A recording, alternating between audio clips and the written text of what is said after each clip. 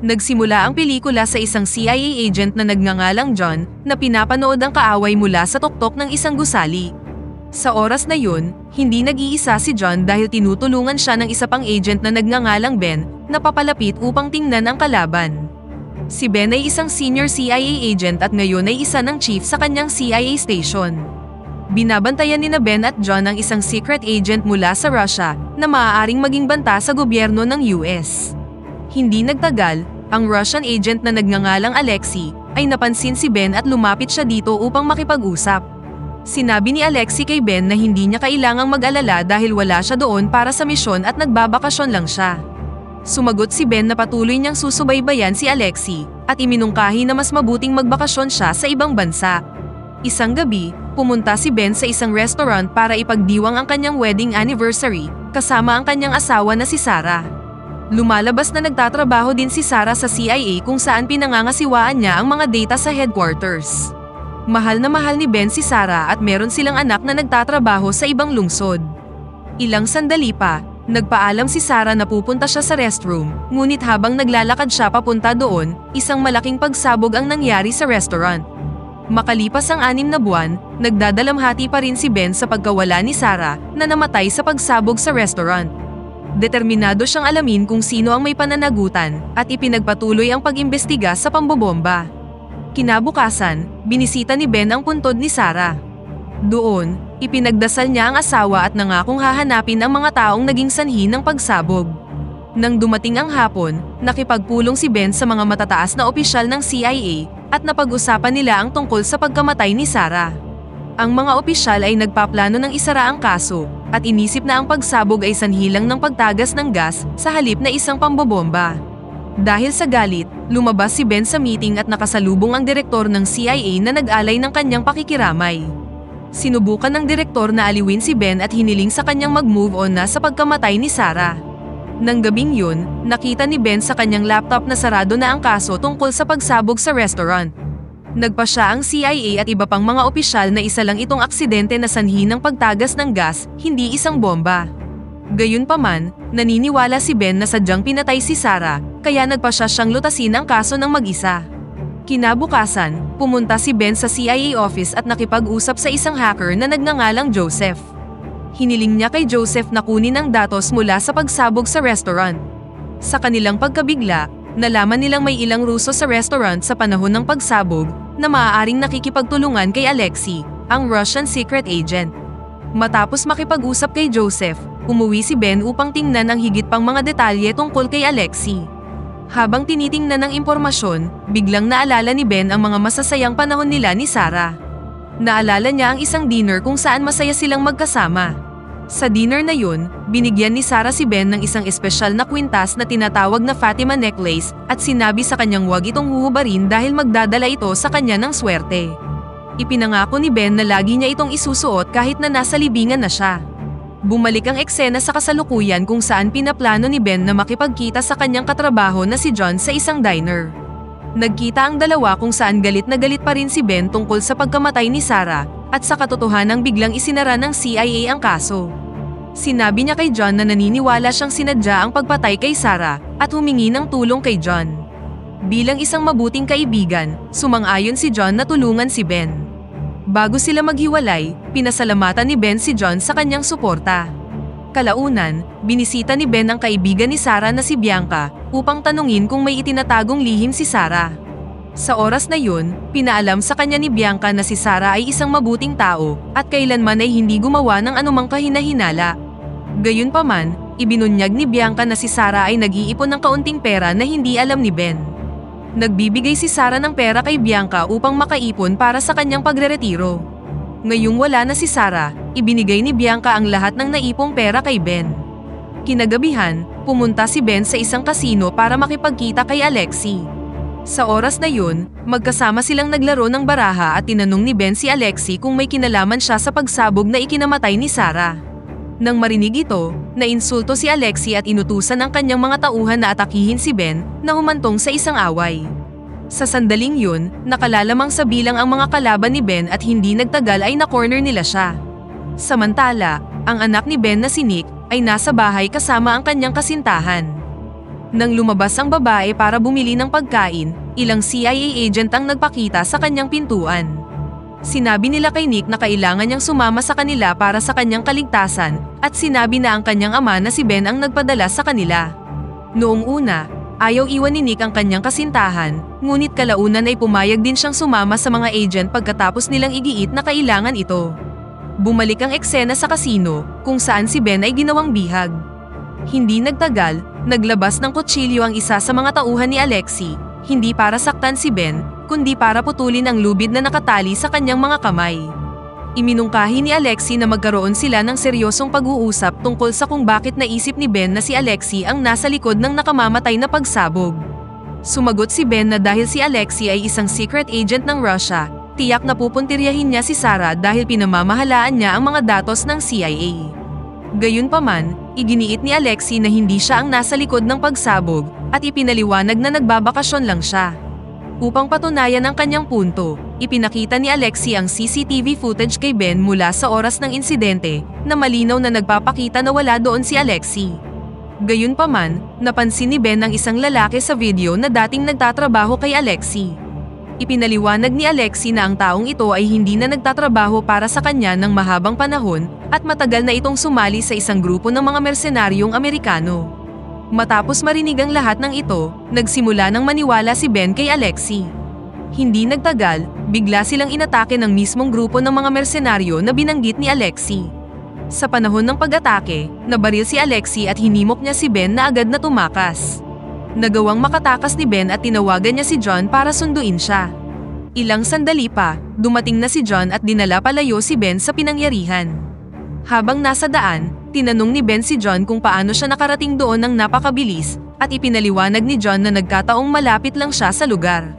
Matapos makatakas sa naunang pag-atake, dinala ni John si Ben sa isang secret hiding spot sa isang barko. Bago sumakay, pinakiusapan ni Ben si John na tingnan si Nick dahil nag-aalala siya sa kanya. Tiniyak ni John kay Ben na ligtas si Nick dahil nagpadala siya ng isang team para bantayan siya. Lumalabas na ang 3 miyembro ng CIA na sumundo kay Nick ay hindi ipinadala ni Ben kundi ni John. Samantala, dinala si Nick ng 3 miyembro ng CIA sa isang gusali. Samantala, tinanong ni John si Ben kung may ibinigay ba si Sarah sa kanya bago siya namatay. Sumagot si Ben na wala siyang natatanggap na kahit na ano mula sa asawa at kung meron man, tiyak na pribado ito at wala na ditong pakialam si John. Pagkatapos nito, dinala ni John si Ben sa isang silid sa barko upang pag-usapan ng isang mahalagang bagay. Ngunit sa sandaling makapasok sila sa silid, biglang tinutukan ng baril si Ben ng ilang mersenaryong Amerikano at nabunyag na sila rin ang umatake sa kanya kanina. Lumalabas na ang mga mersenaryong Amerikano ay aktwal na nagtatrabaho sa ilalim ng mga utos ni John na nagpapakitang si John ay isang traidor. Itinali ng mga mersenaryo si Ben sa isang upuan at sinimulan siyang pahirapan sa pamamagitan ng mga electric shock at iginiit na malaman kung may ibinigay ba sa kanya si Sarah bago siya namatay. Sa kabila ng sakit, iginiit niyang wala siyang natatanggap na humantong lang sa mas marami pang pagpapahirap. Nang ma-realize ni John na hindi sa kanya magbibigay ng anumang impormasyon si Ben, inutusan niya ang pinuno ng mga mersenaryo na nagngangalang Caron na ipagpatuloy ang pagkwestiyon kay Ben. Pagkatapos nito, umalis si John upang subukang kumuha ng impormasyon mula kay Nick. Ilang sandali pa, ipinagtapat ni Caron kay Ben na siya ang nagpasabog sa restaurant at pumatay kay Sarah. Pinaalam niyang ginawa lang nila ito dahil ilang makapangyarihang tao sa CIA ang nag-utos sa kanila. Nang marinig ito, nagulat si Ben at hindi niya maintindihan kung bakit may gustong pumatay kay Sarah. Bago pa makapagpaliwanag si Caron, may biglang pumasok sa silid para iligtas si Ben.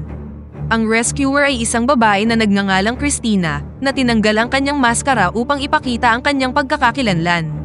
Gustong malaman ni Ben kung sino talaga si Christina, ngunit sinabi niyang pag-usapan na lang nila ito mamaya dahil kailangan na nilang tumakas. Mabilis silang nagtungo sa harapang silid, habang nakikipaglaban at nakikipagbarilan sa mga tauhan ni John. Sa kalagitnaan ng labanan, muling nagpakita si Caron at pinilit si Ben na harapin siya. Pagkatapos ng matinding bakbakan, nagawang talunin ni Ben si Caron at itinulak siya sa dagat. Pagkatapos nito, mabilis na tumakas sina Ben at Christina gamit ang isang maliit na bangka sa malapit. Nang makarating sa pantalan, ibinunyag ni Christina na isa siyang malapit na kaibigan ni Sarah. Habang nasa daan, tinanong niya si Ben kung binigyan siya ni Sarah ng kwintas na tinatawag na Fatima. Kinumpirma naman ito ni Ben at ipinakita sa kanya ang kwintas. Ipinaliwanag ni Christina na ang kwintas ay talagang isang susi sa lihim na silid na meron si Sarah. Sa silid na yun, itinatago ni Sarah ang isang laptop na puno ng mga napakasensitibong impormasyon tungkol sa napakalaking katiwalian ng CIA Director. Nang maunawaan ang lahat ng ito, na-realize ni Ben kung bakit pinapatay si Sarah at kung bakit nila hinuli si Nick. Ang lahat ng ito ay bahagi ng plano ng CIA Director para makuha ang kwintas at ma-access ang sikretong silid. Pagdating nila sa entrance ng secret room ni Sarah, ginamit ni Ben ang kwintas para mabuksan ito at pagkatapos ay pumasok na sa loob. Sa loob, binuksan niya ang laptop ni Sarah na naglalaman ng lahat ng mga ebidensya ng katiwalian ng direktor, kasama na ang nakakagulat na halaga ng perang sangkot dito. Matapos matuklasan ang lahat ng ito, tinawagan ni Ben si John at sinabi sa kanyang nasa kanya ang laptop na naglalaman ng lahat ng ebidensya laban sa direktor ng CIA. Nagbanta si John na sasaktan ng anak ni Ben kung ilalabas niya ang impormasyon. Inayos nila ang trade ng laptop para sa kaligtasan ni Nick at ipinadala ni John ang meeting location. Matapos ibaba ang tawag, binalaan ni Christina si Ben na huwag ibigay ang laptop dahil naniniwala siyang tatraydorin pa rin sila ni John. Ngunit walang plano si Ben na ibigay lang ng ganoon kadali ang laptop dahil gagawin niya ito para kumprontahin si John at pumayag si Christina na tulungan si Ben sa kanyang plano. Bago sila umalis, tinawagan ni Ben si Joseph at pinadala sa kanya ang link ng lahat ng ebidensya ng katiwalian. Sinabi niya kay Joseph na ilabas ang impormasyon sa publiko kapag hindi na siya nakabalik ng buhay. Kalaunan, nagtungo na sina Ben at Christina sa tagpuan. Bago sila makarating, ibinaba ni Ben si Christina sa malapit para maging cover sa kanya bilang isang sniper mula sa malayo na handang protektahan siya sa panahon ng paghaharap. Hindi nagtagal, nakaharap na ni Ben si John. Gayunpaman, hindi nag-iisa si John dahil meron siyang isang sniper sa tuktok ng gusali at may kasama pang 2 lalaki. Sa panahong yun, hiniling ni Ben kay John na pakawalan muna si Nick at nangakong ibibigay ang laptop pagkatapos. Nang makalaya si Nick, sinabihan siya ni Ben na sumakay na sa sasakyan. Ilang sandali pa, ibinigay na ni Ben ang laptop kay John at sinabing tapos na sila sa kanilang deal pagkatapos nito. Ngunit nang malapit nang umalis si John, itinumba ni Christina ang 2 tauhan ni John, dahilan para maiwan na lang ng mag-isa ang traidor. Sa panahon ng kaguluhan, mabilis na kinuha ni Ben ang laptop. Si Caron, na nabunyag na buhay pa, ay nagpakita upang tulungan si John. Nagpasya si Ben na tumakas gamit ang kanyang sasakyan na humantong sa isang car chase at barilan. Sa panahon ng habulan, aksidenteng nakabangga ang sasakyan ni John.